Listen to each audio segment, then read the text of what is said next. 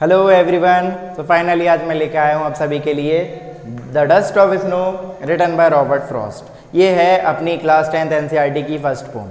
तो देखिए पोम में क्या, हमको समरी तो समझना ही है बहुत अच्छे से, बट साथ ही साथ में उसमें जितनी भी पोएटिक डिवाइसेस यूज़ हुए हैं और मीनिंग्स, इन सबको भी याद रखना है। ठीक है, तो ये 2 स्टैंजा की पोम है, 4 लाइन के 2 स्टैंजा है। ये मैंने फर्स्ट लिखा हुआ है, तो बस 4 और जो उसकी समरी है, जो स्टोरी है, वो भी बहुत ज़्यादा सिंपल है। क्या है, जो अपना पोएट है रॉबर्ट फ्रॉस्ट, वो एक हेमलॉक ट्री के नीचे बैठे होते हैं और उसके ऊपर बैठा होता है क्रो। अब क्रो जैसे ही एकदम से उड़ता है तो वो क्या करता है, ब्रांचेस को थोड़ा सा हिला देता है, जिससे कि उस पर जो बर्फ़ जमी हुई थी वो एकदम डस्ट के फॉर्म में उस पर गिर जाती है। अभी तक जो पोएट का मूड था वो कैसा रहता है, थोड़ा सा सैड सा, बट जैसे ही उसके ऊपर स्नो गिरती है उसका मूड एकदम जो है ना वो चेंज हो जाता है और वो खुश हो जाता है कि अभी तक जो मेरा दिन वेस्ट हुआ था वो इसकी वजह से बच गया। तो आप कहोगे तो ऐसा क्यों, ऐसा क्या? तो क्या है, जो क्रो और जो हेमलॉक ट्री उसने यूज़ करे हैं, ये दोनों क्या अपशगुन माने जाते हैं। हेमलॉक ट्री क्या एक पॉइजनस ट्री है, उसके हर एक पार्ट में पॉइजन छुपा हुआ है। सेम क्रो को भी एक पॉइजन माना जाता है कि कहीं अपन जा रहे हैं, अगर क्रो दिख जाए तो मतलब अपना तो दिन ही खराब हो गया, इस तरीके से। अब दोनों क्या नेगेटिविटी को शो कर रहे हैं, बट पोएट का मूड अभी तक कैसा था, नेगेटिव, बट जैसे ही उसके ऊपर डस्ट गिरी वैसे ही उसका मूड कैसा हो गया, पॉजिटिव। तो इसमें उल्टा बताया गया है। तो ये है पूरी पोम की समरी। अब अपन आते हैं पोएटिक डिवाइसेस पे। तो सबसे पहले अपन को देखना होगा इसकी राइमिंग स्कीम। तो राइमिंग स्कीम देखना बहुत ज़्यादा इजी होता है, सिर्फ लास्ट वर्ड को देखिए। ठीक है, यहाँ लिखा हुआ है क्रो, इसको मान लो ए। अपन को साउंड पे फोकस करना है, क्रो। ठीक है, क्रो और मी कोई सेम साउंड है क्या? नहीं, तो मी को क्या मान लेंगे, B. Crow snow, crow snow same sound है, तो इन दोनों को क्या मान लेंगे, ए। मी ट्री, ये दोनों सेम साउंड है, तो इसको क्या मान लेंगे, बी। तो ये बन गई आपकी राइमिंग स्कीम ए बी। था सिंपल। अगर पहली बार में नहीं भी आया हो, अपन काफ़ी सारी बूम करेंगे और मैं इसके लिए एक सेपरेट वीडियो भी बना दूंगा, जिससे कि कैसे राइमिंग स्कीम का पता लगा ये आपको समझ में आ जाएगा। अब राइमिंग स्कीम के बाद अपन आते हैं और पोएटिक डिवाइसेस जो भी इस स्टैंजा में यूज़ हुए हैं। तो देखिए नेक्स्ट है अपना, इसमें जो यूज़ हुआ है, अब देखो क्या है, पोएट बैठा हुआ है पेड़ के नीचे, उस पे स्नो गिरती है। तो आप सभी ने जैसे ये सुना, आपने क्या करा, एक माइंड में इमेज क्रिएट कर ली। तो जब भी पोएट ऐसी कुछ बातें लिखे कि जिसको अपन को इमेज बनाना हो, तो वहाँ पे जो अपना पोएटिक डिवाइस है वो आ जाता है इमेजरी। कौन सा? Imagery, imagination, imagery. काफ़ी सिंपल है। ठीक है, अब इसके अलावा और कौन सा पोएटिक डिवाइस यूज़ हुआ है, तो वो है सिम्बॉलिज्म।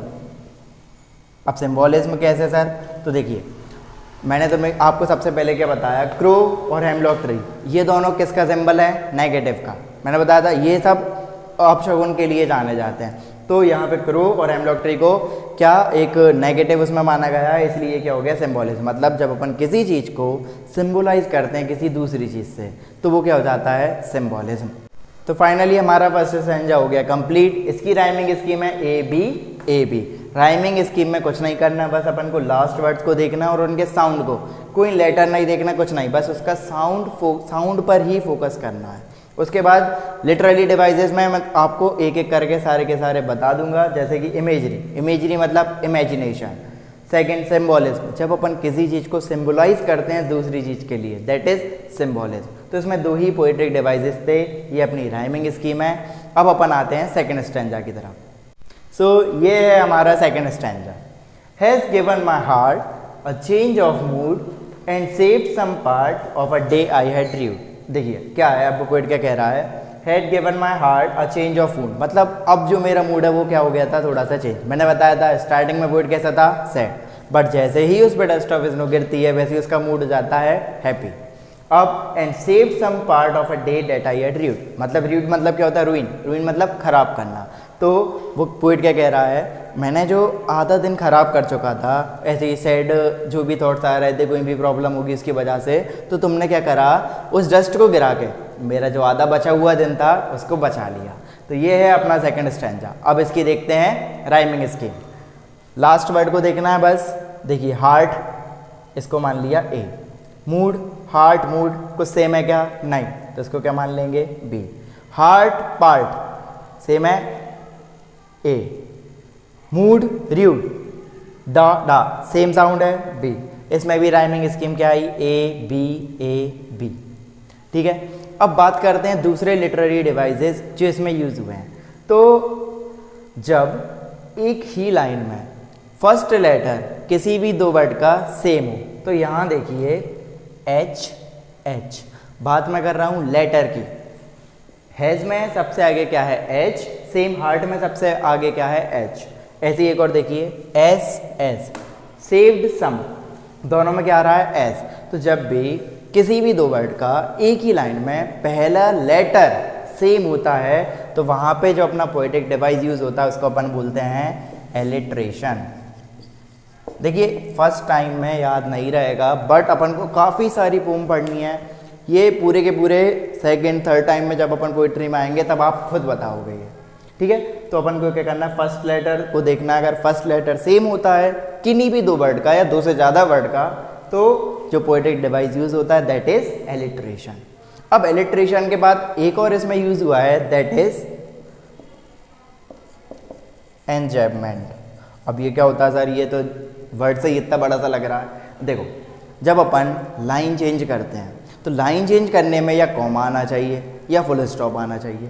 तो first line, second line, third line में कुछ नहीं है, लास्ट लाइन में फुल स्टॉप आया। मतलब पोइट को क्या करना था, फर्स्ट लाइन से अगर सेकंड में जा रहे हैं तो कॉमा आना था या सेमीकोलन आना था, कुछ भी। तो जब कुछ भी यूज़ नहीं होता, ना कॉमा यूज़ हो ना फुल स्टॉप हो, और डायरेक्ट फर्स्ट लाइन से सेकंड लाइन में मूव कर लेते हैं, तो वहाँ पे जो पोएटिक डिवाइस यूज़ होता है दैट इज एंजैबमेंट। अब बात करते हैं इसकी थीम की। तो थीम क्या है, थीम है अपनी सिग्निफिकेंस ऑफ स्मॉल मोमेंट्स। अब देखिए क्या है, पोएट ने क्या करा, ये छोटी छोटी चीज़ें थी, उनका अपनी लाइफ में कितना इंपॉर्टेंस होता है। अब जैसे अपना एकदम से अगर बिल्ली रास्ता काट जाए तो तुम क्या सोचोगे, अरे यार अब तो दिन ही खराब हो गया। बट पोएट ने सेम उसी अपशगुन को वैसा ना मानते हुए कैसा लिया, पॉजिटिव केस में। तो ये है कि जो छोटी छोटी चीज़ें होती हैं उनका कितना ज़्यादा इंपॉर्टेंस होता है आपके डे को सेव करने के लिए। That is the theme of our chapter, the significance of small moments. अब बात करते हैं टोन। तो टोन है यहाँ पे रिफ्लेक्टिव मूड है। रिफ्लेक्टिव क्या, पोएट का मूड पहले कैसा था, नेगेटिव, तो मूड कैसा हुआ, नेगेटिव से पॉजिटिव की तरफ शिफ्ट। तो इसमें अगर टोन आए तो रिफ्लेक्टिव है, और थीम आए तो सिग्निफिकेंस ऑफ स्मॉल मोमेंट। तो अब एक सबसे इंपॉर्टेंट चीज़ ये है कि जब भी आप ये चैप्टर देखो तो सबसे पहले अपनी एनसीईआरटी ओपन करो, हाथ में एक पेंसिल लो, वहीं पे सारी जितनी भी जिस लाइन में जो पोएटिक डिवाइस यूज़ हो रहा है उसको वहाँ लिख लो, और जो राइमिंग स्कीम उसको साइड में मेंशन करो, ऊपर टोन और थीम लिख लो। ये सारी की सारी चीज़ें करना है, जैसे कि आप नेक्स्ट टाइम जब पोएट्री को रिवाइज करोगे तो आप एक बार में सारी चीज़ें याद हो जाएंगी। आई होप आपको समझ में आया हो। चैप्टर काफ़ी ईजी था और उसमें पोएटिक डिवाइसेस भी उतने ज़्यादा यूज़ नहीं हुए थे, काफ़ी ज़्यादा स्मॉल था और काफ़ी ज़्यादा सिंपल बना दिया अपन ने। Thank you so much. I hope you all liked it. Keep supporting and leave your comments if you enjoy this chapter.